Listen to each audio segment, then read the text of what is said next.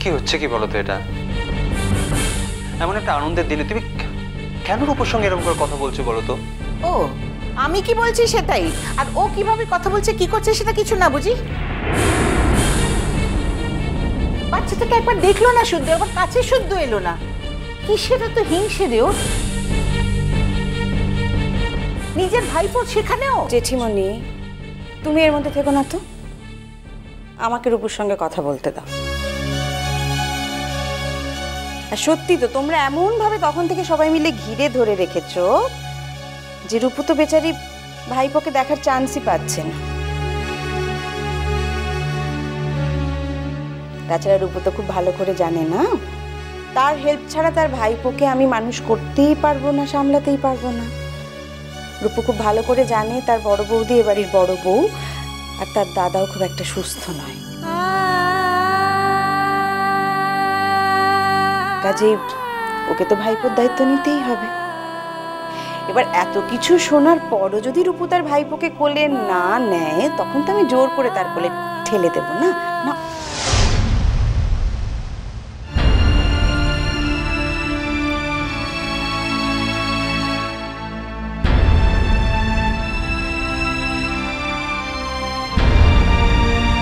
এই যে পিসিমণির কোলে যাবে না? হ্যাঁ না তো যাও পিসিমণির কোলে। পিসিমণি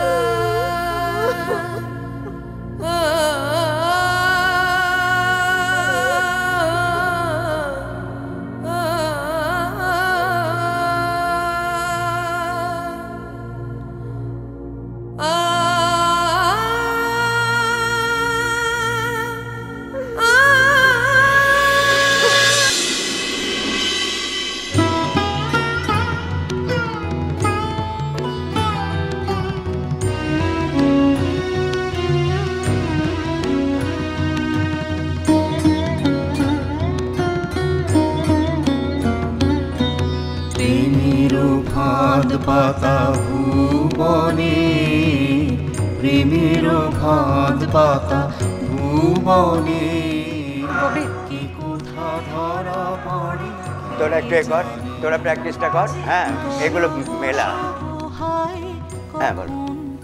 বলছে কমলিকা এখনো আসেনি? আমিও তো সেটাই ভাবছি, আজকে তো ফুল রিহার্সাল হবার কথা ছিল তাই না?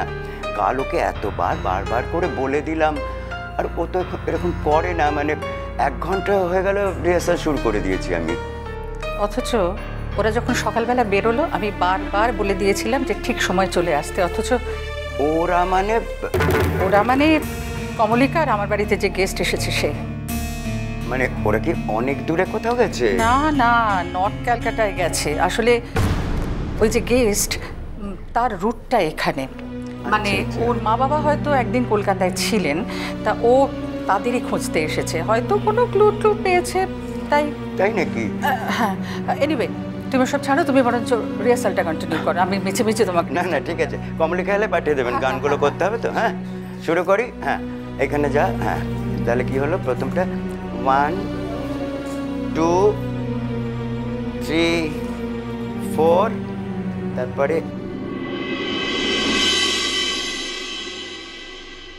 ওই তো কমলিকা এসে গেছে। এসো।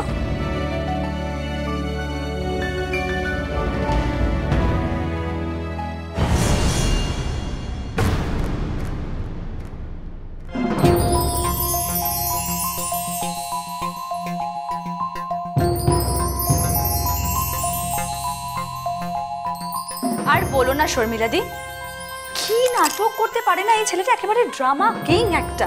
উফ, আমি ওকে এখানে আনবো বলে হাত ধরে টেনে নিয়ে আসছি, আর ও একেবারে হাত ছাড়াবে বলে মরিয়া হয়ে উঠেছে। তিনি আসবেন না, কলেজের গেটের সামনে একেবারে লোক জড়ো হয়ে যাবার জোগাড়। কলেজের গেটের সামনে লোক জমুক না জমুক, কিন্তু ছাত্রীরা তো থাকে,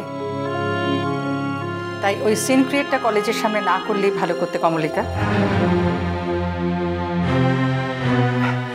যাকে তুমি এসে পড়েছো এই ঢের, এখন চলো তো চটপট রিহার্সালটা শুরু করি। হ্যাঁ, এক মিনিট, কি হলো? এখানে দাঁড়িয়ে থাকবে? ভেতরে চলো। আমি কে বিক্রম, তুমি যে এত লাজুক এর আগে তো কখনো বুঝতে পারিনি। যাই হোক, ভেতরে এসো, তার কারণ তোমার লজ্জার জন্যে এখানকার রিহার্সাল পণ্ড হতে বসেছে। চলো কোথায়? চলো না। আরে শোনো, আমার কি হচ্ছে? কবিরদা, হ্যাঁ, আমার একটা প্রস্তাব আছে। প্রস্তাব বলে ফেলো কমলিকা। মেল ভয়েসে বিক্রম গাইবে। কে, আমি? চুপ, তাই নাকি? ও এক্সেলেন্ট গায়িকা। আরে না, আমি পারি না কি সমস্ত গান টান গাইতে। আমি এর জন্যই তোমার সাথে আসতে চাইছিলাম, না জানো? শোনো, তুমি আজকে গঙ্গার ধারে দাঁড়িয়ে আমাকে ছুঁয়ে প্রমিস করেছো কিন্তু, যে আমি যা বলবো তুমি সেটাই করবে। তা বলে এটা? আরে আমি কবিগুরুর গান শুনে বড় হয়েছি, কয়েকটা গান গাইতে ভালো লাগে, ঠিক আছে, কিন্তু পাবলিকলি কবে? বিক্রম, গঙ্গাটা কিন্তু খুব পবিত্র একটা জায়গা, আর ওখানে মন্দিরের সামনে মন্দির, মসজিদ এগুলো হচ্ছে বাঙালিদের ধর্মস্থান। সুতরাং মন্দিরটাকে সাক্ষী রেখে গঙ্গার সামনে তুমি আমাকে প্রমিস করেছো, কিন্তু তুমি অস্বীকার করতে পারবে না। কি বল শর্মিলা, হেল্প মি। আমার মনে হয় যদি শুরু করা হয় এখনই সেটা শুরু করে দেওয়া উচিত। বিক্রম না গাইলে আমি গাইব না।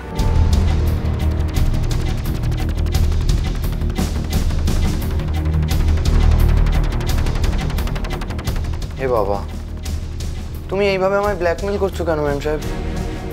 আমার খুব নার্ভাস লাগছে। যাকে এবার আমার মনে হয় আমাদের উচিত রিহার্সালটা শুরু করা। ওকে,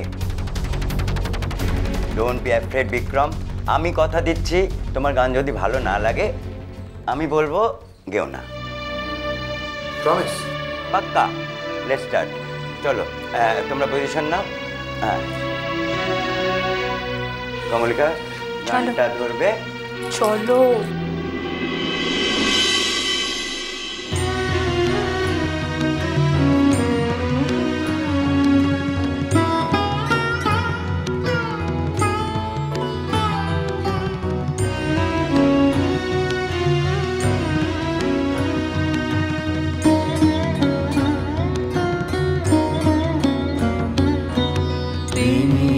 ফাঁদ পাতা ভুবনে, প্রেমের ফাঁদ পাতা ভুবনে, কি কোথা ধরা পড়ে কে জানে। গরব সবহায় কখন টুটে যায়, সলিল বহে যায় নয়নে। এ সুখ ধরণীতে কেবলি চাহনিতে, জানো না হবে দিতে আপনা। সুখের ছায়া ফেলি কখন যাবে চলি, বরিবে সাধ করে বেদনা। কখন বাজে বাঁশি, গরব যায় ভাসি, পরানো পড়ে আসি বাঁধনে।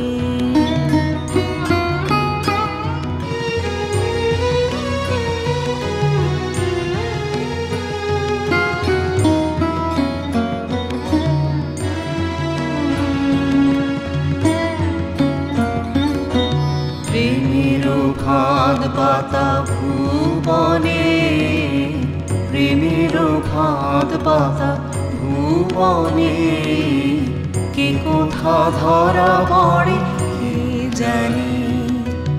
গরব সবহায় কখন টুটে যায়, সলিল বহে যায় নয়নে। এ সুখ ধরণীতে কেবলি চাহনিতে, জানো না হবে দিতে আপনা। সুখের ছায়া ফেলি কখন যাবে চলি, বরিবে সাধ করি বেদনা। বাজে বাঁশি গরব যায় ভাসি পরানো পড়ে আসি বাঁধনে প্রেমেরও ফাঁদ পাতা ভুবনে প্রেমেরও ফাঁদ পাতা ভুবনে কে কোথা ধরা পড়ে কে জানে।